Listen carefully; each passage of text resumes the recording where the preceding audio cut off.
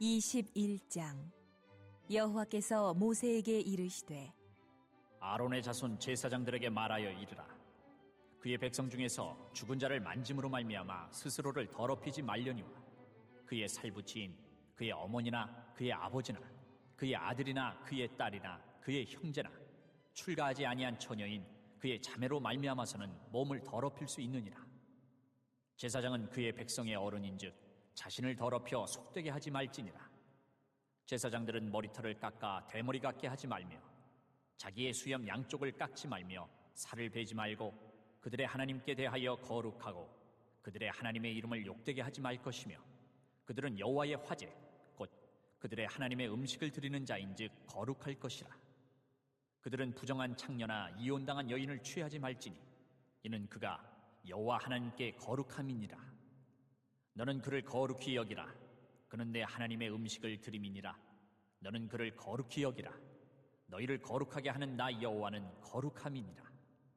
어떤 제사장의 딸이든지 행음하여 자신을 속되게 하면 그의 아버지를 속되게 함이니 그를 불살을지니라.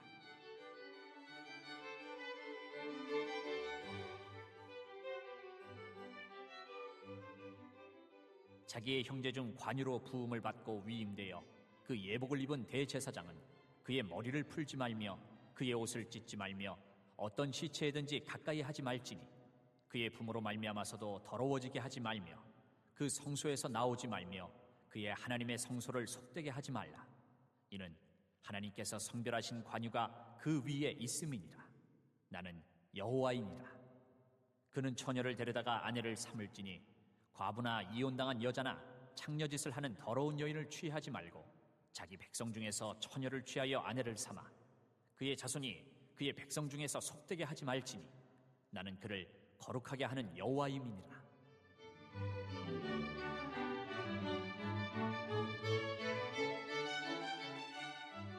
여호와께서 모세에게 말씀하여 이르시되 아론에게 말하여 이르라. 누구든지 너의 자손 중 대대로 육체에 흠이 있는 자는 그 하나님의 음식을 드리려고 가까이 오지 못할 것이니라. 누구든지 흠이 있는 자는 가까이 하지 못할지니 곧 맹인이나 다리 저는 자나 코가 불완전한 자나 지체가 더한 자나 발 부러진 자나 손 부러진 자나 등 굽은 자나 키 못 자란 자나 눈에 백막이 있는 자나 습진이나 버짐이 있는 자나 고한 상한 자나 제사장 아론의 자손 중에 흠이 있는 자는 나와 여호와께 화제를 드리지 못할지니 그는 흠이 있은즉 나와서 그의 하나님께 음식을 드리지 못하느니라. 그는 그의 하나님의 음식이 지성물이든지 성물이든지 먹을 것이나 휘장 안에 들어가지 못할 것이요 제단에 가까이 하지 못할지니 이는 그가 흠이 있음이니라. 이와 같이 그가 내 성소를 더럽히지 못할 것은 나는 그들을 거룩하게 하는 여호와임이니라. 이와 같이 모세가 아론과 그의 아들들과 온 이스라엘 자손에게 말하였더라. 이제 어제는 이제 우상숭배 그리고 부모 저주 그리고 음행 이렇게 사형에 해당되는 죄 그리고 그 금지 규례들에 대해서 이제 살펴봤고요. 오늘은 이제 21장에서는 이제 성소에서 하나님을 섬기는 그 제사장들이 지켜야 할 규례, 즉 일반적인 제사장과 또 대제사장이 지켜야 될 규례에 대해서 오늘 말씀을 하고 있습니다. 그래서 먼저 1절부터 9절까지 말씀을 보시면 일반적인 제사장들이 지켜야 될 규례에 대해서 쭉 말씀하고 있는데 1절부터 3절 공독해 보겠습니다. 시작. 여호와께서 모세에게 이르시되 아론의 자손 제사장들에게 말하여 이르라. 그의 백성 중에서 죽은 자를 만짐으로 말미암아 스스로를 더럽히지 말려니와 그의 살부치인 그의 어머니나 그의 아버지나 그의 아들이나 그의 딸이나 그의 형제나 출가하지 아니한 처녀인 그의 자매로 말미암아서는 몸을 더럽힐 수 있느니라. 먼저 이 제사장들이 꼭 지켜야 될 첫 번째 규례가 있다면 이것은 시체를 만져서는 안 된다라는 것이죠. 자, 그런데 시체를 또 다 만질 수 없는 것은 아니었습니다. 일반적인 제사장들에게 있어서는 예외는 있었는데요. 자신의 직계 가족, 즉 부모님 혹은 자신의 어떤 형제, 자신의 자매, 또 자신의 자녀들 이런 자들의 시체는 만지는 것이 허용이 됐습니다. 그리고 시집가지 않은 그런 누이까지도 허용이 됐습니다. 그런데 제사장의 아내의 경우에도 이제 이 제사장이 직계 가족이 되기 때문에 아내가 죽었을 때 그 아내의 시신도 만질 수 있었습니다. 그런데 아내의 가족의 경우에는 즉 처가댁 식구들 같은 경우는 절대로 만지면 안 됩니다. 이런 좀 규례가 시신에 대한 터치할 수 있는 어떤 이런 규례가 좀 있었고요. 그 다음에 4절과 5절을 봉독하겠습니다. 자, 시작. 제사장은 그의 백성의 어른인즉 자신을 더럽혀 속되게 하지 말지니라. 제사장들은 머리털을 깎아 대머리 같게 하지 말며 자신의 수염 양쪽을 깎지 말며 살을 베지 말고. 여기 보니까 제사장은 절대로 머리를 함부로 밀면 안 됩니다. 또 턱 수염을 깎아도 안 되고요. 그리고 또 몸에다가 이렇게 막 문신을 한다거나 또 몸에다가 칼자국 같은 것들을 내면 절대로 안 된다는 것이죠. 그러니까 이 같은 금지를 하시는 이유는 이제 이방 풍속이거든요. 이런 행위들이. 그러니까 이런 것들을 따르지 말라는 거예요. 당시에 이집트나 가나안 지역에서는 이 죽은 자들에 대한 어떤 절망적인 애통함을 나타낼 때 자신의 머리를 밀거나 또 자신의 옷을 찢는 그런 머리를 밀거나 그리고 자신의 몸을 스스로 이렇게 막 자해하는 그런 풍습이 있었다고 합니다. 그러니까 하나님께서는 이제 이방인들의 이 같은 그 풍속을 굉장히 싫어하셨기 때문에 절대로 따라하지 말라는 거예요. 자, 그리고 세 번째로 6절, 7절에 보시면은 한번 읽어볼까요? 자, 시작. 그들의 하나님께 대하여 거룩하고 그들의 하나님의 이름을 욕되게 하지 말 것이며 그들은 여호와의 화제 곧 그들의 하나님의 음식을 드리는 자인즉 거룩할 것이라. 그들은 부정한 창녀나 이혼당한 여인을 취하지 말지니 이는 그가 여호와 하나님께 거룩함이니. 그렇습니다. 제사장은 무엇보다도 하나님께 뭐하는 사람이죠? 제사를 드리는 그러한 사람이죠. 집례하는 사람이에요. 그래서 누구보다도 이제 거룩해야 되는 그러한 사람입니다. 그래서 이 결혼하는 것도 함부로 아무나 하고 그렇게 해서는 안 된다는 것이죠. 그래서 처녀가 아닌 사람 절대로 안 됩니다. 반드시 어떤 부도덕한 어떤 성적 흠이 없는 그런 사람하고만 결혼이 허용되었다는 것이죠. 즉 제사장은 이 혈통을 통해서 계속 이렇게 세습이 되는 그러한 직분이었기 때문에 거룩한 제사장의 그 하나님 앞에서의 흠 없는 그 순결한 직분 유지를 위해서 이렇게 결혼도 아주 흠 없이 그렇게 해야만 했던 것입니다. 자, 그리고 좀 무서운 내용이 나오는데 9절을 한번 읽겠습니다. 자, 시작. 어떤 제사장의 딸이든지 행음하여 자신을 속되게 하면 그의 아버지를 속되게 함이니 그를 불사를 지니라.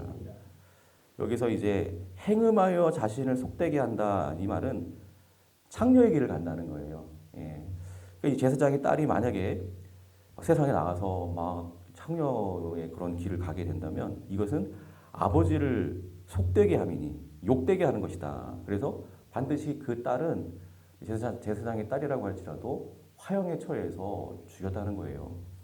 그래서 고대 세계에서 이 시집가지 않은 딸은 아버지께 속해 있는 거예요. 아버지의 일부나 마찬가지예요. 그래서 제사장의 딸이 행음을 하면은 그것은 곧 아버지를 직접적으로 막 그렇게 욕되게 하는. 그러니까 딸이 행음하는 것이 이 아버지가 그렇게 하는 것처럼 그렇게 동일시하는 그런 풍습이 있었다는 거예요. 더 나아가 이 제사장을 욕되게 한다는 것은 제사장이 섬기는 하나님까지도 욕되게 하는 그런 것이나 다름없었기 때문에 그래서 결국 이것은 어쩔 수 없습니다. 사형으로 다스릴 수밖에 없었다는 것입니다. 자, 그리고 이제 이어지는 10절부터 15절까지 보시면 이제 일반적인 제사장이 아니라 대제사장에 대한 규례가 이제 나오고 있는데 이 좀 더 강화가 되어 있다는 것을 우리가 알 수가 있습니다. 자, 10절을 다 같이 봉독하겠습니다. 10절 시작. 자기의 형제 중 관유로 부음을 받고 위임되어 그 예복을 입은 대제사장은 그의 머리를 풀지 말고 그의 옷을 찢지 말며. 자, 이 말씀대로 먼저 대제사장 같은 경우에는요 슬픔을 나타내기 위해서 막 머리를 풀어헤치거나 옷을 찢는 이런 행위가 일체 금지되었습니다. 그래서 앞서 이제 그 사건 하나가 있었죠. 그 아론의 두 아들 나답과 아비후가 다른 불로 분향을 하려다가 죽임을 당합니다. 이때 아버지 입장에서 얼마나 마음이 아프고 애통했겠습니까? 그럼에도 불구하고 아론은 대제사장이기 때문에 이 규례에 의해서 애통함을 자녀를 잃은 그 마음의 슬픔을 표현할 수도 없어요. 그저 묵묵하게 담담하게 장례에 임할 수밖에 없었다는 것이죠. 그리고 제사장은 일반 제사장들과는 다르게 이제 시체를 만지는 것이 일제 다 금지가 됐습니다. 그래서 본인의 이제 일반 제사장 같은 경우는 자신의 직계 가족 같은 경우는 만질 수가 있었거든요. 그런데 대제사장은 자신의 아버지라도 그 시신 만지면 안 돼요. 어머니도 안 돼요. 그래서 부모님 장례식에 참여할 수도 없었습니다. 굉장히 좀 심하다 싶을 정도로 이게 너무 이게 규제를 강화해 놨는데요. 이유가 뭘까요? 12절 상반절에 보시면은 이런 표현이 나오죠. 그 성소에서 나오지 말며. 누구 보고 나오지 말라는 거예요? 대제사장 보고 나오지 말라는 것이죠. 그러니까 어떤 경우에도 이 대제사장은 성소를 떠나면 안 되기 때문에 이런 규례를 말씀하시는 거예요. 일반 제사장 같은 경우는 뭐 이제 직계 가족 같은 경우는 다 만질 수가 있었기 때문에 장례식장 다 갈 수 있습니다. 직계 가족 시신 다 만질 수가 있으니까. 근데 안타깝게도 대제사장의 경우에는 자신의 직계 가족이라도 시신을 만지는 것은 물론이거니와 성소 자체를 떠나지도 못하기 때문에 장례식에 참여할 수조차 없었다는 것입니다. 어떻게 보면 좀 심하다는 생각을 할 수가 있는데 이렇게까지 엄격하게 제한을 받고 있는 이유는 무엇입니까? 이 대사장이라고 하는 이 직분의 자리는 다른 일반 제사장들보다도 더 하나님 앞에 더 친밀하게 가까이 나아가는 그러한 직분자이기 때문에 그렇습니다. 잘 아시는 대로 하나님의 임재를 상징하는 그 어미의 장소, 바로 지성소죠. 이 지성소는 누구만 들어갈 수가 있죠? 일반적인 제사장들도 못 들어가고 유일하게 이 대제사장만 들어갈 수가 있는 것이죠. 그렇기 때문에 이 대제사장이 만일 부정을 입었을 경우에 시체를 만지거나 해서 부정하게 되었을 때에 그 직무를 대신할 사람이 이 대제사장 말고는 아무도 없습니다. 그래서 이 대제사장만큼은 아주 엄격하게 이렇게 규례가 적용되고 있는 것입니다. 그러니까 정말 그 책임이 정말로 막중한 그러한 직분자가 아닐 수가 없는 것이죠. 그래서 이렇게 막 제한되는 것이 굉장히 엄격하게 적용이 되었던 것입니다. 그리고 마찬가지로 대제사장은 13절, 14절을 한번 읽어볼까요? 자, 시작. 그는 처녀를 데려다가 아내를 삼을지니 과부나 이혼당한 여자나 창녀짓을 하는 더러운 여인을 취하지 말고 자기 백성 중에서 처녀를 취하여 아내를 삼아. 그렇습니다. 결혼할 때에도 이 대제사장은 반드시 자기 민족 중에서, 즉 이스라엘 민족의 그 고유한 혈통을 가지고 있는 여자 중에서 반드시 처녀와만 결혼이 허용이 되었습니다. 그래야만 그 대제사장의 그 혈통이 더럽혀지지 않기 때문에 그렇죠. 그래서 앞에서 살펴본 일반적인 제사장의 경우에는 이 뭐 창녀나 어떤 부도덕한 성적인 흠이 없는 여인, 또 이혼한 여인의 경우에만 결혼이 제한되었는데 대제사장은 이보다 더 엄격하게 결혼이 제한되었다는 것을 알 수가 있습니다. 그러니까 대제사장이 아내로 삼을 수 있는 사람은 유일하게 이스라엘 백성들 중에서도 흠없는 처녀만 가능했다는 것입니다. 자, 이렇게 하는 이유는 앞에서도 언급드렸지만 이 대제사장의 직분은 그 혈통에 의해서 계속해서 이 세습이 되는 그러한 직분일 뿐만이 아니라 이스라엘 백성들 중에서도 유일하게 하나님께 가장 가까이 나아가서 즉 지성소까지 들어가서 하나님을 섬기는 참으로 하나님께서 아주 거룩하게 구별해 놓고 또 구별해 놓으신 그러한 거룩한 자이기 때문에 이렇게 철저하게 결혼 규례가 또 적용되고 있는 것입니다. 또 이어지는 16절부터 24절까지 보시면 이제는 이 제사장의 신체 조건에 대해서도 말씀을 하고 있습니다. 좀 기니까 요거는 읽지 않겠습니다. 간략하게 말씀드리면 이제 신체 장애가 있거나 또 기형이거나 또 질병이 있거나 또 몸에 어떤 흠이 있는 사람이라면 그러면 절대로 제사를 드릴 수가 없다 이렇게 말씀을 하고 있습니다. 자, 그렇다면 우리 하나님께서는 이 몸에 흠이 있는 이런 장애인들을 차별하시는 그러한 분이신가? 우리가 이렇게 오해할 수도 있는데 절대로 그런 것이 아니죠. 이 제사를 드릴 때에도 하나님께서는 흠없는 그러한 제물을 원하셨던 것처럼 제사장은 이스라엘과 하나님을 연결시켜주는 중보자로서 모든 부정과 흠으로부터 벗어난 거룩하고 온전한 상태를 항상 하나님 앞에 유지해야 했기 때문에 그렇습니다. 그래서 여기서 특별히 흠없는 제물, 흠없는 제사장은 궁극적으로 아무런 죄가 없으시고 또 아무런 흠이 없으신 인류의 희생 제물이 되신 우리 메시아 예수님을 또 예표해야 되기 때문에 이 같은 규례가 적용되고 있다 이렇게 또 말하기도 합니다. 그러니까 절대로 하나님은 이제 장애인을 차별하시는 그런 하나님 절대로 아니십니다. 그래서 이처럼 아론의 후손들 가운데서도 어떤 흠이나 어떤 신체적인 장애를 가진 그러한 사람들의 경우에 물론 이렇게 제사장의 직분을 맡을 수는 없었어요. 비록 제사는 드릴 수 없었지만은 그러나 그들 역시도 제사장의 가족으로서 하나님 앞에 동등하게 인정을 받았기 때문에 다른 권리들, 제사장이 누릴 수 있는 그러한 권리들은 똑같이 다 보호를 받았습니다. 그래서 하나님께서 제사장의 몫으로 허락해 주신 그 제사 음식들은 제사장들과 더불어 동일하게 얼마든지 함께 참여해서 먹을 수 있도록 그렇게 다 허용을 하셨다는 거예요. 그러니까 우리 하나님은 그 누구보다도 어떤 신체적인 장애로 인해서 또 아무 일도 하지 못해서 막 가난하게 되어지고 또 신체적인 장애 때문에 사람들로부터 이렇게 막 소외되고 이런 자들에게 우리 하나님은 그 누구보다도 더 깊은 관심과 사랑으로 긍휼히 여겨주시는 그러한 분인 줄로 믿습니다. 절대로 우리 하나님은 뭐 장애가 있다고 해서 차별하시고 너는 안 돼 막 이렇게 예외를 두시고 그런 분이 절대로 아니신 것입니다. 자, 이렇게 해서 21장에 나오는 이 제사장에 관련된 규례를 우리가 함께 살펴봤는데 지금까지 살펴보신 것처럼 이 제사장이라고 하는 자리 참으로 감당하기 힘든 자리인 것 같습니다. 당시에 제사장의 직분 뭐 이렇게 그냥 일반적인 시선으로 이렇게 바라보게 될 때 막 권위 있어 보이고 높은 그런 벼슬같이 이렇게 보일 수도 있지만 사실은 엄청나게 감당하기 힘든 뭐 오늘날로 소위 말씀드리면 극한 직업이다 이렇게 표현해도 뭐 무리가 없을 만큼 굉장히 힘든 그러한 직분이었습니다. 제한되는 것도 굉장히 많습니다. 또 조심해야 될 것도 너무나도 많고 정말 하나님께서 이처럼 제사장들을 까다롭고 엄격하게 규율로 이렇게 막 제한을 두시고 적용시키는 까닭은 아까도 말씀드렸지만 이 제사장은 하나님의 성막으로 나아가서 하나님께 이스라엘 백성들을 대신해서 희생 제물을 불살라 바침으로써 지극히 거룩하신 하나님을 가장 가까운 곳에서 그렇게 섬기는 그러한 자들이었기 때문에 그렇습니다. 여러분 잊지 마십시오. 오늘도 저와 여러분들은 왕 같은 제사장으로 부름받은 하나님의 귀한 사람들인 줄로 믿습니다.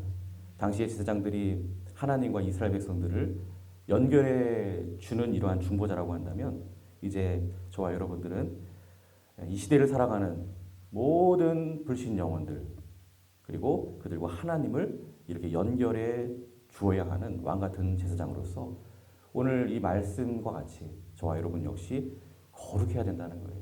거룩해야 된다는 거예요. 만일 우리가 이 불신 영혼들과 함께 살아가는 가운데 그들의 모습과 별반 다르지 않게 그냥 그렇게 살아간다면 우리는 하나님 앞에 왕 같은 제사장으로 부름받은 사람임에도 불구하고 우리는 그 직분을 온전히 감당할 수가 없습니다. 우리를 통해 그들은 아무런 변화가 일어나지도 않을 것입니다. 그들이 우리를 통하여 하나님께로 돌아오게 되는 연결되어지는 일은 일어나지 않습니다. 그러나 우리가 그들 앞에서 거룩하게 오늘 주신 이 말씀들과 같이 정말 구별되게 거룩하게 이렇게 살아가게 된다면 그 거룩한 우리의 모습, 구별되게 살아가는 우리의 모습을 통해서 그들은 반드시 거룩한 호기심을 가지고 우리의 모습을 바라보면서 주님을 향하여 마침내 나아오게 될 것을 여러분 믿으시기를 바랍니다. 여러분 화학 반응에도 뭐 지난번에도 한번 제가 언급드렸지만 동일한 물질이 이렇게 만나가지고 막 부딪히고 그러면 아무런 일도 일어나지 않아요. 똑같은 물질이 이렇게 부딪히고 만나면 그냥 아무 일도 일어나지 않습니다. 그러나 이 화학 반응을 가만히 보시면 전혀 다른 물질, 색다른 성질을 가지고 있는 이 물질이 이렇게 만나가지고 막 부딪히고 하며 막 스파크가 일어나고 반드시 한 물질이 한 물질을 변화시켜버리는 성질 자체를 완전히 변화시켜버리는 그러한 것들을 우리는 보게 됩니다. 마찬가지입니다. 우리가 세상과 다르게 살아가면, 구별되게 살아가면, 다른 성질의 모습으로 그렇게 살아가면 그런 우리의 모습을 통해서 영적인 스파크가 일어나고 하나님께 돌아와야 할, 연결되어야 할 그들이 다 하나님께로 인도되어지는 이러한 귀한 구원의 역사 반드시 나타나게 될 줄로 믿습니다. 이런 일을 하라고 저와 여러분들을 거룩한 왕 같은 제사장으로 구별하여 부르셨고 오늘도 그 직분 감당하며 살아가기를 원하시는 것입니다. 여러분 이것을 잊지 마시고 오늘도 왕 같은 제사장으로서 거룩하게 또 내일도 거룩하게 이번 한 주도 거룩하게 날마다 항상 거룩하게 살아가는 저와 여러분들이 다 되시기를 주님의 이름으로 축원합니다. 기도하겠습니다.